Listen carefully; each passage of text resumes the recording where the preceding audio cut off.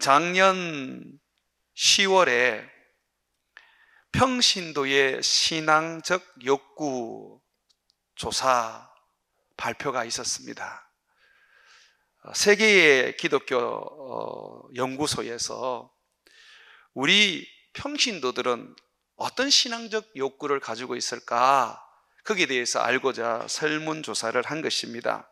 목회데이터 연구소, 실천신학대학원 대학교의 21세기 교회 연구소, 한국교회 탐구센터, 이 세 개의 기관에서 설문조사를 했는데 만 19세의 개신교인을 중심으로 전국적으로 약 한 1000명 정도 무작위로 선발을 해서 설문조사를 한 겁니다. 상당히 신뢰도가 90% 이상 높은 이 조사의 결과입니다. 이 조사에서 우리 믿음의 사람들이 일상생활 가운데에 가장 관심을 가지고 있는 게 뭔가 하고 물었습니다. 그랬더니 대부분의 사람들이 가정의 행복이다, 그리고 또 마음의 평안과 안정이다 라고 했습니다. 또한 육체적인 건강과 경제적인 안정, 여유 또한 그들은 주요 관심사였습니다. 믿음과 신앙에 대해서는 중간 정도가 되는데 믿음과 신앙에 대해서도 적지 않는 관심을 가지고 있었습니다.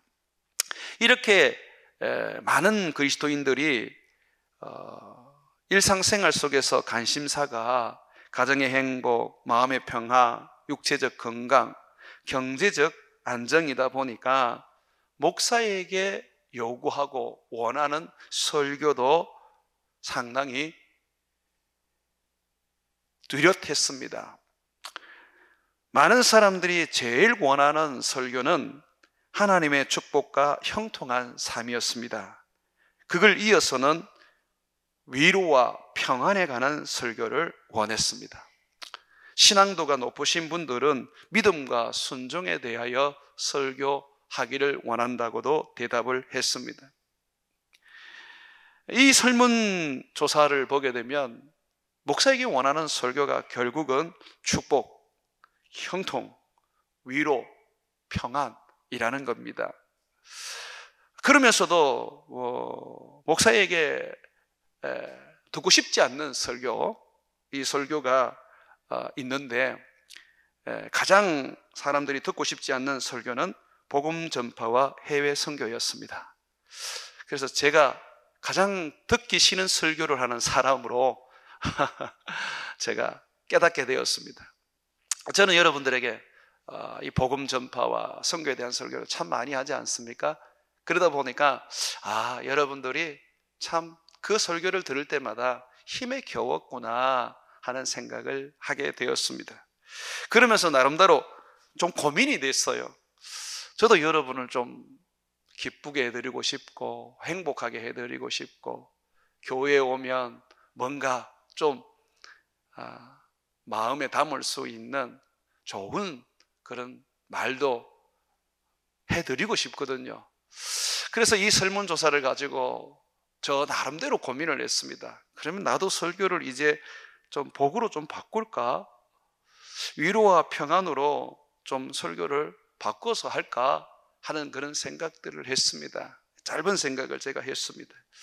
그런 생각 가운데에 내 마음속에 성령님의 조명이라 할까요?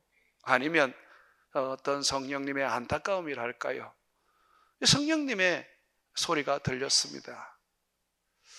너는 사람들이 원하는 설교의 주제에 먼저 관심을 가지지 말고 성경에서 말하는 설교의 주제에 관심을 먼저 가져봐라. 예수님은 무엇을 설교했고 예수님의 제자들은 예수님을 이어서 어떤 주제를 가지고 설교하고 가르쳤는지 살펴봐라 하는 그런 말씀이 내 안에 들렸습니다. 그래서 저는 성경을 찾으며 예수님과 예수님의 제자들이 무엇을 가르쳤는지 한번 연구하고 살펴보게 되었습니다. 결론적으로 말하면 제가 살펴본 예수님과 제자들의 설교의 주제는 예수였습니다. 예수에 관한 이야기였습니다. 예수님의 가르침, 예수님의 삶, 예수님의 사역, 예수님의 명령이 예수님과 제자들의 설교였던 것입니다. 그래서 그런지 제자들은 예수님의 증인이라 불리어졌습니다. 오늘 읽었던 말씀에도 보게 되면 요한복음을 기록한 제자 요한은 자기를 가리켜서 예수님의 증인이라고 말합니다. 그리고 이 요한복음의 설교는 다름 아닌 예수님에 관한 그의 증언이다 라고 말하고 있습니다. 한번 21장 24절과 25절의 말씀을 보시죠. 이 일들을 증언하고 이 일들을 기록한 제자가 이 사람이라 요한이라는 겁니다. 우리가 그의 증언이 참된 줄 아노라. 예수께서 행하신 일이 이 외에도 많으나 만일 낱낱이 기록된다면 이 세상이라도 이 기록된 책을 두기에 부족할 줄 아노라. 요한은 스스로를 예수님의 증인이라고 말했습니다. 예수님을 믿는 사람들은 다 예수님의 증인입니다. 이 강단에 서서 여러분들에게 설교하는 저 또한 예수님의 증인입니다. 우리가 해야 될 말, 우리가 들어야 할 말, 우리의 설교, 우리의 가르침은 예수님에 관한 것이어야 합니다. 구약 성경 또한 마찬가지입니다. 구약 성경을 우리가 보면 율법에 대한 이야기도 있고 믿음의 사람에 대한 이야기들도 있고 여러 선지자들의 예언들도 있습니다. 그런데 예수님은 뭐라고 말하냐면 그 모든 말씀이 곧 예수님에 관한 이야기라고 합니다. 요한복음 5장 39절과 40절에 보게 되면 너희가 성경에서 영생을 얻을 줄 생각하고, 이 성경은 구약 성경입니다. 아직 신약 성경이 서여지지 않았습니다. 성경을 연구하거니와 이 성경은 곧 내게 대하여 증언하는 것이라. 그러나 너희가 영생을 얻기 위하여 내게 오기를 원하지 아니하는도다. 구약 성경은 예수님에 대한 이야기입니다. 많은 이스라엘 사람들은 구약 성경을 읽고 그것을 암송을 하고 날마다 연구를 했습니다. 그러나 정작 성경을 통하여서 예수님을 알지 못했습니다. 그래서 이 땅에 예수님이 왔을 때에 그들은 미워하고 시기하고 모함해서 십자가에 못 박아 죽여버렸습니다. 바울은 그의 마지막 서신, 설교에서 그의 제자 디모데 목사님에게 예수 그리스도를 전하라고 말합니다. 목사의 설교는 성경에서 시작됩니다. 그런데 그 성경은 바로 예수님에 대한 이야기라고 바울은 말합니다. 디모데후서 3장 15절에 보게 되면 또 어려서부터 성경을 알았나니 성경은 능히 너로 하여금, 지금 디모데 목사님에게 말하는 겁니다, 그리스도 예수 안에 있는 믿음으로 말미암아 구원에 이르는 지혜가 있게 하느니라. 이 구약 성경, 하나님의 말씀은 첫 번째, 우리에게 율법과 어떤 선지자들의 예언을 통하여서 우리의 삶의 교훈을 가르치기보다 예수 그리스도를 믿음으로 말미암아 구원에 이르게 하는 지혜라고 말합니다. 또 두 번째로 보게 되면 모든 성경은 하나님의 감동으로 된 것으로 교훈과 책망과 바르게 함과 의로 교육하기에 유익하니 이는 하나님의 사람으로, 여기서 하나님의 사람이라는 것은 예수를 닮은 하나님의 자녀, 예수를 닮은 예수님의 제자를 말하는 것입니다. 하나님의 사람으로 온전하게 하며 모든 선한 일, 선한 일이라는 것은 하나님의 말씀과 그의 명령과 그의 계명입니다. 이것을 행할 능력, 순종, 복종을 갖추게 하려 함이라고 말하고 있습니다. 성경은 결국 예수님에 대한 이야기입니다.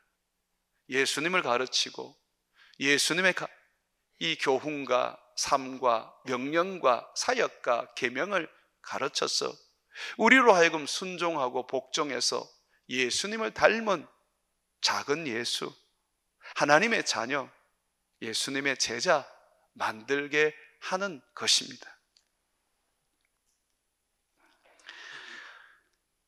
이토록 제자들은 예수님에 대한 이야기만 설교의 주제로 삼았습니다. 그렇다면 우리는 이런 반문을 할 수 있습니다. 예수님에 관한 것만 말한다면 너무 진부하고 지루하지 않을까? 오늘날에는 너무 다양한 현장 속에서 살다 보니 많은 고통과 괴로움과 힘겨움을 성도들이 겪고 있는데, 그들은 교회에 와서 그 삶의 힘겨움과 아픔과 괴로움에 대하여 목사님이 위로해 주고 성경을 통하여서 격려해 주기를 원하는데, 예수님만 이야기한다면 그러한 성도들의 바람을 저버리는 것이 아닌가? 방대한 성경에는 예수님 외에 다른 주제도 많이 있는데 왜 굳이 예수님에 관한 가르침만 해야 되는가? 상당히 합리적이고 상당히 우리 마음에 울림을 주는 그런 반문이 아닐 수가 없습니다. 그러나 성경은 단호하게 말합니다. 다른 교훈을 가르치지 마라. 예수와 예수에 관한 말씀이 아니면 가르치지 말라고 말하고 있습니다. 바울은 선교 사역을 마치고 이제 곧 순교할 때가 왔다는 것을 알게 되었습니다. 그래서 바울은 그의 사랑하는 제자 디모데 목사에게 편지를 남겼습니다. 그 편지에 보게 되면 바울은 디모데를 예배소에 목회자로 세워서 거기서 목회를 하게 한 이유를 담고 있습니다. 이것은 오늘날 목사가 왜 목사가 되어야 하는지를 말해주는 이야기입니다. 이것은 베델로 교회의 담임 목사인 이영 목사가 왜 이 자리에 서서 목회를 해야 하는지 그 이유를 설명해 주는 말입니다. 디모데전서 1장 3절에 보게 되면 내가 마게도냐로 갈 때에 너를 권하여 에베소에 머물라 한 것은 어떤 사람들을 명하여 다른 교훈을 가르치지 말며 4절입니다. 신하와 끝없는 족보에 몰두하지 말게 하려 함이라. 이런 것은 믿음 안에 있는 하나님의 경륜을 이름보다 도리어 변론을 내느니라. 바울은 디모데를 에베소에 남겨두며 그곳에서 목회를 하게 한 것은 다른 교훈을 가르치지 못하게 했던 것입니다. 이 교훈은 예수를 안 믿는 사람들이 말하는 교훈이 아닙니다. 이 교훈은 이단들이 말하는 교훈도 아닙니다. 예수님을 믿는다는 사람들인데, 예수님의 제자라고 말하는 사람들인데, 이들도 또한 성경을 가르치고 설교하는 목사들이었습니다. 그런데 그들이 예수님의 복음을 제쳐놓고 예수님과 예수님에 관한 가르침과 예수님의 그 모든 삶에 대한 이야기는 제쳐놓고 신하와 족보에 몰두해 있는 것입니다. 여러분, 여기서 신하라는 것은 우리가 생각하는 어떤 신하가 아닙니다. 나라가 건국될 때에 처음 나라를 세웠던 사람들이 어떤 신을 보고 또는 어떤 계시를 받고 하는 그런 신하가 아닙니다. 꾸며낸 이야기가 아닙니다. 고조선이 단군에 의해서 세워졌다고 말하는 그런 신하가 아닙니다. 여기서 신하라는 것은 성경에 나오는 인물들, 아브라함, 다니엘, 다윗 같은 인물들, 이 인물들에 대하여 너무 영웅적으로 얘기하다 보니까 이것이 하나의 신화가 된 것입니다. 다윗을 얘기하다 보니 예수는 온데간데 없고 다윗만이 영웅이 된 것입니다. 아브라함을 얘기하다 보니 예수는 온데간데 없고 아브라함이 구원자가 된 것입니다. 그래서 바울은 음하게 성경에 나오는 믿음의 사람들에 대하여 신화를 만들지 말고 그들을 영웅으로도 만들지 말고 그들을 통하여 예수 그리스도를 보여주라고 말하고 있는 것입니다. 또 이 족보라는 것은 우리들이 알고 있는 족보가 아닙니다. 누가 누구를 낳고 누가 누구를 낳고 그런 어떤 하나의 어떤 족보책이 아닙니다. 족보라는 것은 어떤 한 믿음의 사람의 이야기입니다. 여러분, 창세기 37장 2절에 보게 되면 야곱의 이야기가 나오는데 그때 쓰는 단어가 바로 야곱의 족보입니다. 야곱의 족보가 이러하니라 그러면서 거기에 요셉의 이야기가 쭉 설명이 되기 시작합니다. 그러면 이 족보는 뭘 의미하는 겁니까? 지금 바울이 족보를 얘기하는 것은 바로 뭐냐면 성경에 나와 있는 결국 그 인물들의 이야기, 그 자손들의 이야기, 그것이 하나의 신앙이 되고 그것이 하나의 교훈이 되어 있는 것을 말하는 것입니다. 근데 그것은 뭐라고 말합니까? 변론만 일으킬 뿐이라고 엄하게 경고하고 있습니다.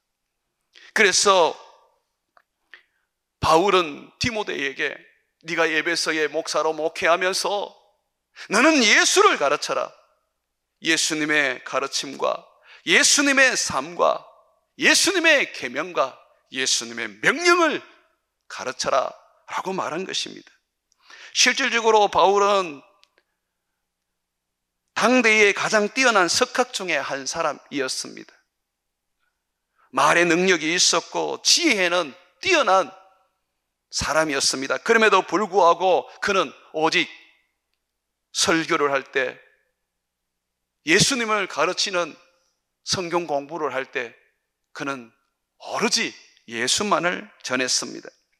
고린도전서 2장 1절에 보게 되면 형제들아 내가 너희에게 나아가 하나님의 증거를 전할 때에 말과 지혜의 아름다운 것으로 아니하였나니 내가 너희 중에서 예수 그리스도와 그가 십자가에 못 박히신 것 외에는 아무것도 알지 아니하기로 작정하였노라.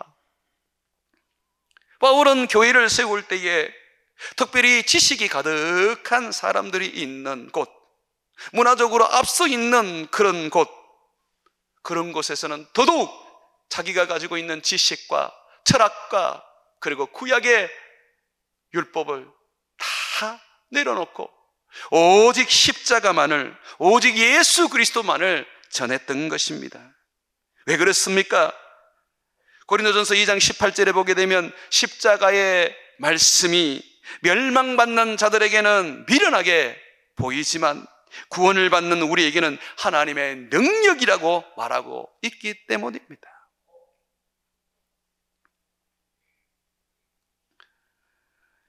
바울은 위대한 학자였습니다. 그러나 그는 오직 예수와 예수에 관한 말씀만을 전하기 위하여 그가 가진 모든 것을 배순물로 여겼습니다. 빌립보서 3장 7절과 9절에 보게 되면 무엇이든지 내게 유익하던 것을 내가 그리스도를 위하여 다 해로 여길 뿐더러 또한 모든 것을 해로 여기면 내 주 그리스도 예수를 아는 지식이 가장 고상하기 때문이라. 내가 그를 위하여 모든 것을 잃어버리고 배선물로 여기면 예수 그리스도를 얻고 그 안에서 발견되려 함이니 내가 가진 의의는 율법에서 난 것이 아니요 오직 그리스도를 믿음으로 말미암은 것이니 곧 믿음으로 하나님께로부터 난 의라. 예수만이 자기를 어렵게 하고 예수만이 자기를 구원하게 하고 예수만이 자기를 영생으로 이끈다고 말하고 있습니다. 사랑하는 여러분, 다른 복음은 없습니다. 행복에 대한 설교를 듣고 싶고 마음의 평화와 안정에 대한 설교를 듣고 싶고 육체적인 건강과 경제적인 안정과 여유에 대하여 축복된 설교를 듣고 싶지만 그러나 강단에서는 예수 그리스도의 말씀이 선포되어야 합니다. 그것이 여러분을 살리는 것이고 그것이 우리 교회가 주님 앞에 서임을 받을 수 있는 참 교회가 되는 길입니다. 바울은 갈라디아에 교회를 하나 세웠습니다. 예수 그리스도의 십자가와 예수 그리스도의 복음으로 교회를 세웠습니다. 그가 눈물로 교회를 세운 후에 그 교회를 떠났는데 얼마 있지 않아서 그곳에 다른 설교자들이 나타나기 시작했습니다. 그들은 율법도 가르치고 그들은 성경을 통하여 신화와 족보도 가르치며 그들은 복음을 서서히 밀어내게 만들었습니다. 그 일로 인하여 갈라디아 교회는 큰 어려움을 겪게 되었습니다. 그때 바울은 급하게 편지를 써서 갈라디아 교회를 향하여서 음하게 책망을 했습니다. 그는 강하게 외쳤습니다. 다른 복음은 없습니다. 여기서 복음이라는 것은 기쁜 소식입니다. 바울은 자기가 전해준 십자가와 예수 그리스도에 관한 것 외에는 어떤 것도 기쁜 소식이 될 수 없다고 말했습니다. 그것이 비록 성경 안에 있다 할지라도 결코 그것은 복음이 될 수 없다라고 외쳤습니다. 도리어 바울은 말했습니다. 내가 전한 복음 외에 천사가 와가 전해줘도, 다른 사람이 와서 전해줘도, 혹 내가 가서 전해줘도 다 저주를 받을 것입니다 라고 했습니다. 존 맥스웰 목사님은 현대의 교회는 복음을 부끄러워하는 교회라고 일침을 놓았습니다. 교회는 어느새 예수 그리스도에 대한 말씀을 내려놓고 세상을 향하여서 세상의 교훈과 세상의 가르침을 따르기 시작했다고 말했습니다. 사실 많은 설교자들이 복음을 내려놓기 시작했습니다. 성경 한 구절을 읽고 설교자들은 이 성경과 무관한 이야기들을 설교 시간에 하기 시작했습니다. 설교할 때에 성경을 읽는 것은 그대로인데 본문의 말씀과 전혀 상관없이 사람들의 관심사인 세상 이슈와 정치와 문화에 대하여 이야기하면서 세상에서 어떻게 살 것인지 교훈해 주었습니다. 목회자들은 말합니다. 설교에서 오는 날에 문화에 관하여 이야기하는 것은 대단히 필요한 일이라고 말입니다. 그러나 아십니까? 그것은 아주 위험한 일입니다. 로이 클레멘트라는 목사님은 이런 경고를 했습니다. 만약 목사가 계속해서 세상 문제로부터 설교를 풀어 나가려 한다면 하나님께서 우리에게 말하기 원하시는 중요한 것들을 놓치게 될 것이다. 우리는 세상에 어떤 문제가 일어나든 또한 어떤 일들이 내 삶에 나타나든 간에 우리는 성경을 통하여서 우리의 믿음을 세우는 것입니다. 성경은 문제에 대하여 답을 주지 않습니다. 성경은 문제를 이길 수 있는 믿음을 주는 것입니다. 그게 바로 예수입니다. 딕 루카스 목사님은 이렇게 말했습니다. 회중들이 강단을 좌지우지하지 못하게 하십시오. 우리들의 사랑스러운 성도들은 그들의 요구가 복음을 전하지 말라는 것입니다. 우리는 그들의 요구대로 설교할 수 없습니다. 왜냐하면 우리가 그들의 요구대로 설교하게 되면 그들은 다 죽기 때문입니다. 20세기의 설교자 마틴 로이드 존슨 박사님도 이렇게 말했습니다. 기독교의 설교가 복음일 수 있는 것은 예수님이 좋은 소식이기 때문입니다. 설교자는 바로 이것을 선포해야 합니다. 단순히 신문을 뒤덮고 있는 최근의 스캔들이라든가 최신 뉴스에 대한 논평을 하는 것은 설교자가 아닙니다. 대통령, 수상 같은 사람들에게 나라를 어떻게 다스려야 하며 국제 문제를 어떻게 해결해야 하는가를 말해주라고 우리에게 설교 시간이 주어진 것도 아닙니다. 우리는 그런 말할 만한 실력도 없습니다. 사도 바울은 무엇에 대하여 선포했습니까? 바울이 사람에게 정치 문제에 대하여 선포했습니까? 바울이 그들에게서 서로 단결해서 로마 제국의 속박으로부터 해방을 가져다 줄 군대를 조직하라고 말했습니까? 바울이 현실에서 일어나는 일들에 대하여 정할 현실에서 일어난 일들에 대하여 저항한 일들이 있습니까? 바울의 메시지는 전혀 그런 것이 아니었습니다. 그는 하나님을 선포했습니다. 우리 주 예수 그리스도의 복음을 전했습니다. 이토록 우리의 설교자들은 끊임없이 듣고 싶은 설교를 요구하는 성도들과 사투를 벌이고 있습니다. 마치 사랑하는 아이들이 독이 되는 음식을 밥으로 달라고 밥투정을 하는 것과 같이 말입니다. 그렇다고 해서 자녀들이 달라고 해서 부모가 어떻게 독이 되는 음식을 자식들에게 줄 수가 있습니까? 그들에게 정가를 달라고 한다고 해서 정가를 줄 수가 있습니까? 못 줍니다.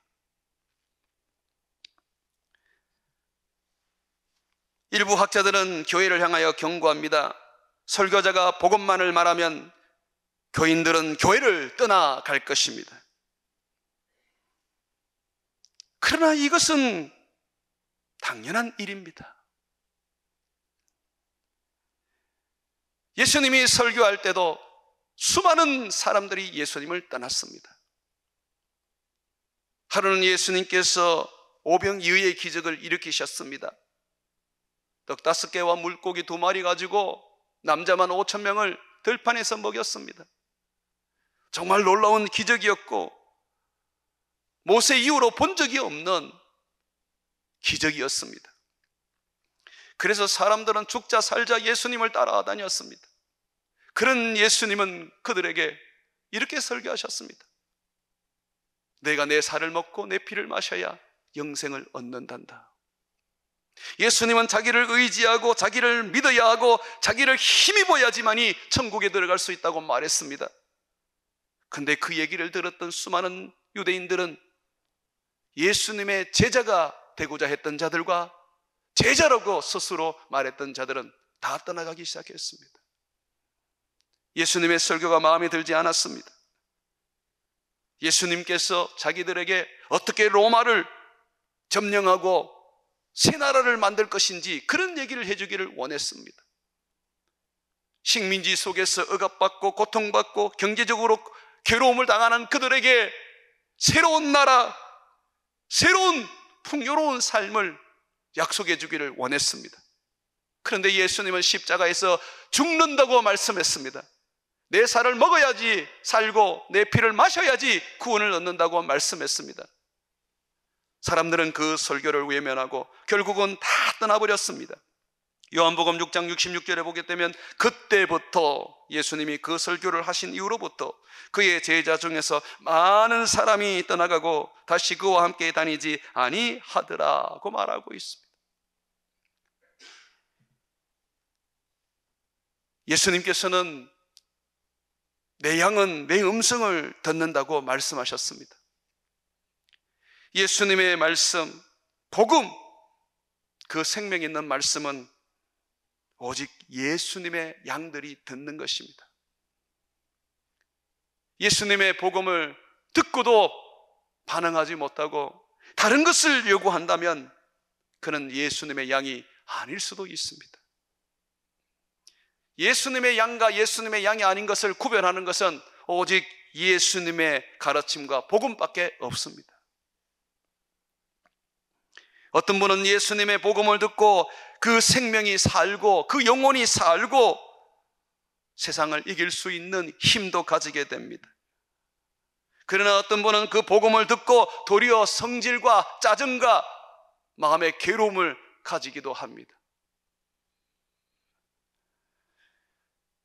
저는 예수님의 양이 아니기 때문에 복음을 배척한다고 생각하지 않습니다. 육적이기 때문에 그렇다고 생각합니다. 예수님은 내가 이르는 말은 영이라고 했습니다. 이 이르는 말이 살린다고 하셨습니다. 그런데 우리가 받아들이지 못하는 것은 육일 때는 절대로 영을 받아들일 수가 없습니다. 내가 복음에 대하여 진부하게 느껴지고 지루하게 느껴지고 복음 외에 다른 것을 찾게 될 때는 내 영이 죽어 있고 내가 육이 되었다는 것입니다. 그러므로 얼른 우리는 주님 앞에 나아가서 회개하고 우리의 육의 모습을 벗어 던지고 영으로 새롭게 함을 입어야 합니다. 사랑하는 여러분, 왜 우리는 성경을 가지고 예수 그리스도와 그의 가르친 교훈과 삶과 그리스도의 사역만을 설교하고 가르쳐야 할까요? 이 두꺼운 성경책에서 왜 예수라는 것만 우리는 전해야 할까요? 첫 번째로 그것은 예수님과 그의 가르침이 죄로부터의 구원과 영원한 생명을 주기 때문입니다. 요한복음 20장 30절과 31절 말씀, 오늘 여러분 읽었던 그 말씀에는 뭐라고 되어 있습니까?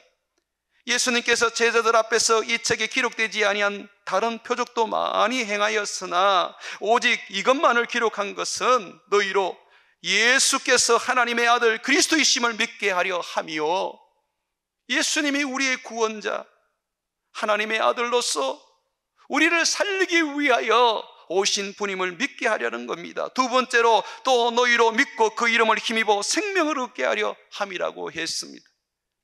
예수님의 그 생명의 말씀이, 예수님의 그 말씀이 바로 우리에게 생명이 됩니다. 생명은 한번 받는다고 되는 일이 아닙니다. 요한복음 10장 10절에 보게 되면 도둑이 오는 것은 도둑질하고 죽이고 멸망시키는 것뿐이요 내가 온 것은 양으로 생명을 얻게 하고 또 풍성한 생명을 얻게 하려는 것이라. 우리는 계속해서 생명을 공급받아야 되는 것입니다.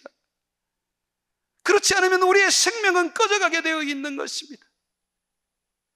그러면 이 생명이 계속 공급받으려면 어떻게 해야 됩니까? 예수님과 우리 예수님의 그 가르침과 우리 예수님의 그 삶과 우리 예수님의 그 사역들이 우리들의 메시지가 되어서 그것이 바로 생명의 떡이 되어야 한다는 것입니다.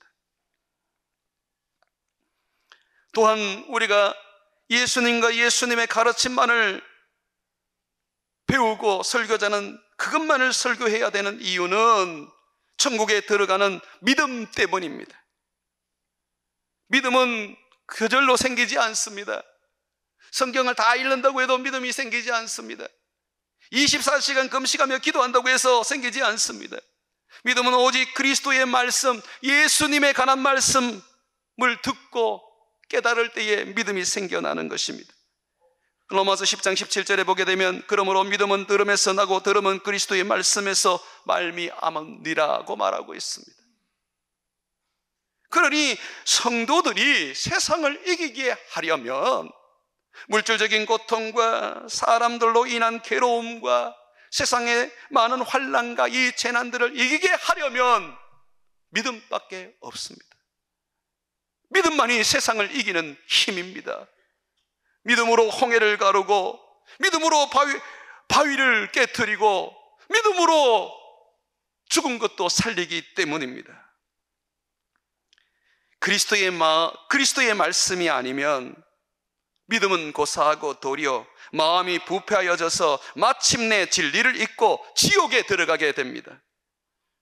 디모데전서 6장 3절과 5절에 보게 되면 누구든지 다른 교훈을 하며 다른 말 곧 우리 주 예수 그리스도의 말씀과 경건에 관한 교훈을 따르지 아니하면 그는 교만하여 아무것도 알지 못하고 변론과 언쟁을 좋아하는 자니 이로써 투기와 분쟁과 비방과 악한 생각이 나며 마음이 부패하여지고 진리를 잃어버려 경건의 이익의 방도로 생각하는 자들의 다툼이 일어나느니라 고 말하고 있습니다. 말씀을 듣지 않는다면, 다시 말해서 예수 그리스도의 복음을 듣지 않는다면, 우리 주님의 그 가르침을 우리가 새기지 않는다면 우리는 부패하여 지고, 우리는 다투게 되고, 우리는 악한 생각에 사로잡히게 되고, 결국은 진리를 잃어버려 지옥으로 들어가게 될 것입니다. 그래서 예수님은 음하게 가르쳤습니다. 마태복음 28장에 보게 되면 예수님은 천국에 가기 전에 제자들에게 명령하셨습니다. 너희는 모든 족속으로 제자를 삼아라. 그리고 그들에게 내가 분부한 모든 것을 가르쳐 지키게 하라. 예수님은 결코 율법을 가르치라고 말씀하지 않으셨습니다. 예수님은 결코 구약에 있는 여러 선지자들의 예언을 가르치라고 말하지 않았습니다. 내가 분부한 것을 가르치라고 예수님은 말씀하셨습니다. 그것이 우리를 살리고, 그것이 우리로 하여금 믿음으로 저 천국에 들어가게 하는 것입니다.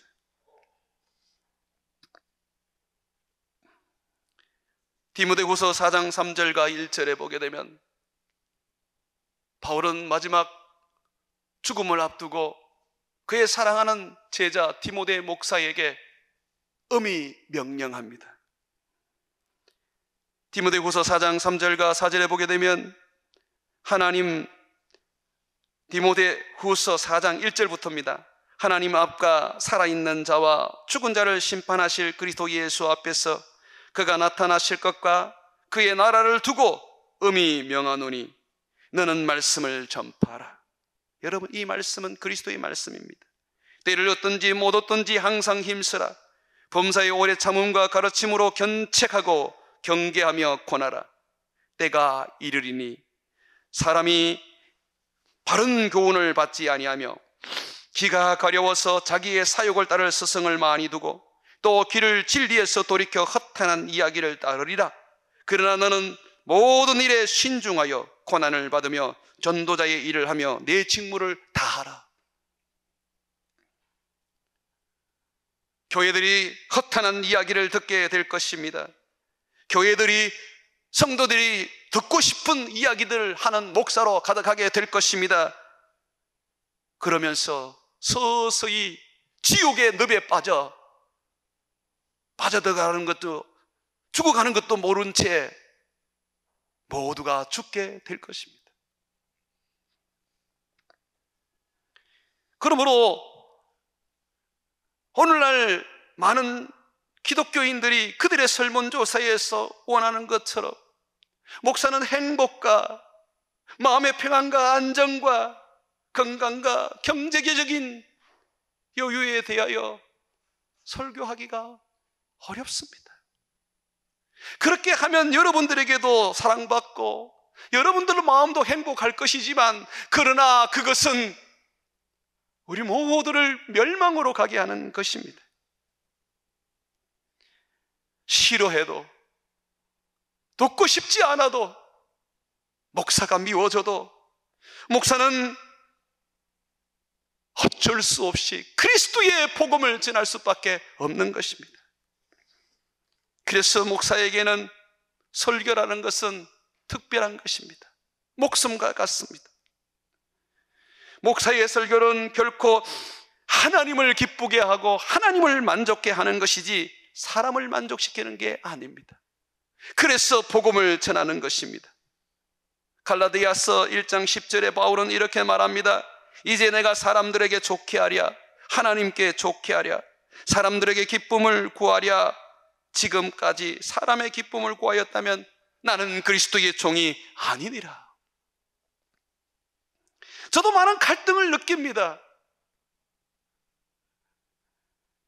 누가 와서 이런 설교를 좀 해달라고 말한다면, 누가 와서 목사님 설교를 못 알아먹겠다고 얘기한다면, 누가 와서 내게 와서 그 설교 때문에 힘들어서 교회에 못 나오겠다고 한다면 저도 힘이 들고 갈등을 느낍니다.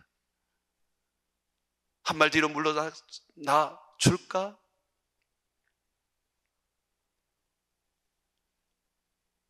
원하는 설교인데 한 번쯤 해주면 어떨까?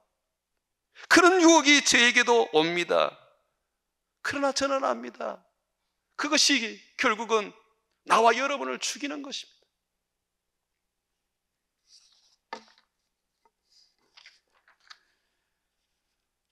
설교는 세상의 소리, 사람의 소리, 목사의 소리를 말하는 것이 아닙니다. 하나님의 소리를 말하는 것입니다. 그래서 목사가 설교를 하는 것은 마음대로 하는 게 아닙니다. 칼빈은 이렇게 말했습니다. 하나님은 사람의 입과 혀를 정결케 하셔서 당신을 섬기도록 하시고 그것을 통해 당신의 음성을 들려주십니다. 하나님이 그들의 수고를 축복하기 원하실 때는 언제든지 거기서 나오는 가르침, 예수님의 복음에서 나오는 가르침이 효력을 발휘하도록 성령의 능력을 베풀어 주시고 죽음을 초월하지 못한 사람, 목사의 목소리를 통하여 영원한 생명을 전달하십니다. 실질적으로 우리는 성경 본문 자체가 하나님의 음성이며 하나님의 말씀임을 믿습니다. 그래서 설교자는 입과 입술을 통하여서 하나님의 음성을 성경을 통하여 들려드리는 것입니다. 사랑하는 여러분, 설교자는 사람의 길을 즐겁게 하는 것이 아닙니다. 도리어 사람의 마음을 아프게 하는 자들입니다. 그래서 목사는 여러분들의 눈치를 봅니다. 뭔가 여러분들에게 기쁜 설교를 하고 나면 여러분들에게 고개를 듭니다. 그러나 여러분을 아프게 하고 여러분을 힘들게 하게 되면 그 설교를 하고 난다면 어딘가 조용히 숨어버리고 싶습니다. 예레미야도 그런 마음을 가지고 있었습니다. 하나님은 예레미야에게 이스라엘 백성들의 죄를 책망하라고 했을 때에 예레미야는 너무나도 고통스러웠습니다. 예레미야서 20장 8절에 보게 되면 내가 말할 때마다 외치며 파멸과 멸망을 선포함으로 여호와의 말씀으로 말미암아 내가 종일토록 사람들에게 치욕과 모욕거리가 됨이니이다. 내가 다시는 여호와를 선포하지 아니하며 그의 이름으로 말하지 아니하리라 하면 나의 마음이 불붙는 것 같아서 골수에 사무치니 답답하여 견딜 수 없나이다. 저도 그렇습니다. 여러분들에게 행복한 설교, 여러분 귀가 즐거운 설교를 해드리고 싶은데 그렇지 못하면 그것이 그렇게도 고통스럽고 여러분들의 따가운 눈초리와 외면하는 그 모습들과 어제는 친구였는데 오늘은 원수가 되어버리는 그러한 관계들을 저도 괴로워합니다. 그러나 하나님이 이 자리에 세워 나를 데리고 가시는 그날까지 끊임없는 내 마음에 불타는 마음, 여러분을 살리고자 하는 마음을 주시기에 오늘도 저는 여러분들이 원하는 설교를 할 수가 없고 여러분을 위로하고 격려할 수 있는 소리를 할 수가 없습니다. 저는 여러분들이 원치 않는 오늘도 예수 그리스도 그분의 가르침과 그분의 복음을 전할 뿐입니다. 사랑하는 여러분, 우리는 주님의 제자입니다. 도대체 무엇을 교회에서 듣고 무엇을 말해야 할까요? 목사는 무엇을 설교해야 하고 무엇을 전해야 할까요? 오늘 말씀을 가지고 여러분들이 성령의 조명을 통하여 깊이 생각하며 목사의 부르심이 어떤 자리인지 한번 좀 고민해 보고 여러분이 교회에서 들어야 할 메시지는 어떤 메시지인지 다시 한번 생각해 보기를 주의 이름으로 축원을 드립니다.